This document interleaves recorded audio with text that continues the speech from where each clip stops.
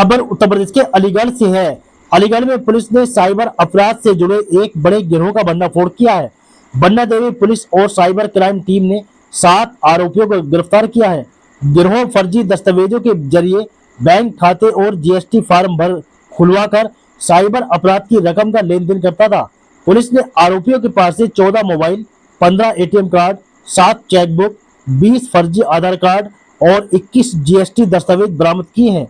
जांच में अब तक 97 बैंक खातों में करीब 15 करोड़ रुपए के लेन देन का खुलासा हुआ है। पुलिस अब इस पूरे नेटवर्क के अन्य सदस्यों और पैसों के स्रोत की जांच में जुटी है।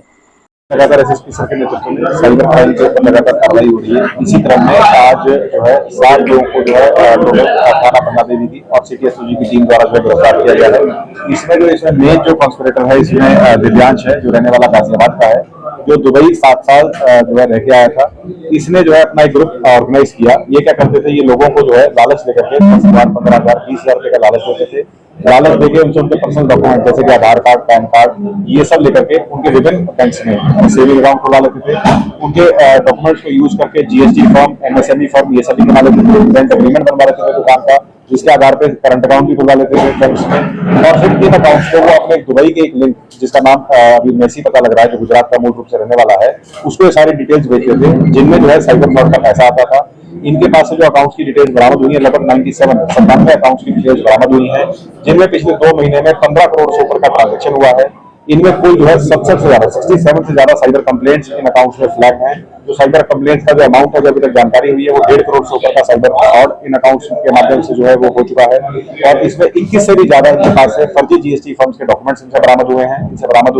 21 से भी ज्यादा इन्होंने फर्जी जो है जीएसटी फर्म्स बना रखी थी।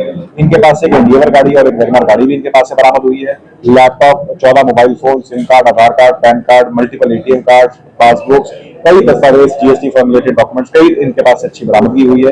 तो बेसिकली ये साइबर फ्रॉड का जो काम है, जो अकाउंट्स को सप्लाई करने का काम है, ये बहुत ही बड़े स्तर पे काम कर रहे थे।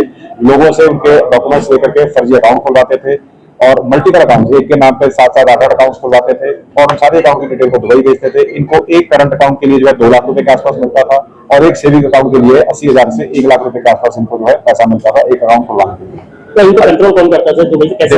दिव्यांश इसमें मेन है, जो दुबई रह के गया है 7 साल। उसमें दिव्यांश गाजियाबाद में रह के काम कर रहा था और अलीगढ़ का इसका जो लिंक था, जो काम करवा रहा था, वो मनोज था।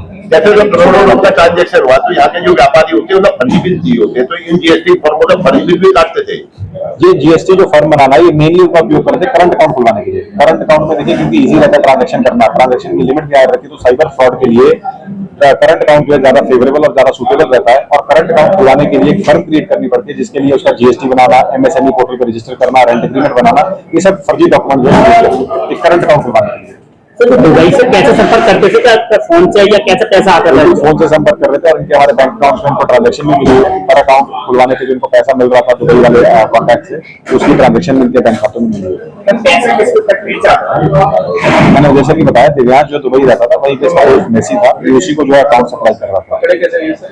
ये पकड़े इस प्रकार के हैं कि इन्होंने एक महिला जो है अलीगढ़ की रहने वाली महिला, उसको नौकरी का झांसा दिया कि हम 15 से 20,000 रुपए महीना देंगे और उसके डॉक्यूमेंट्स उससे बनाएंगे और उसके डॉक्यूमेंट्स के माध्यम से उसके विभिन्न बैंकों में उसके खाते बनवा दिए, उसकी फर्म क्रिएट कर दी।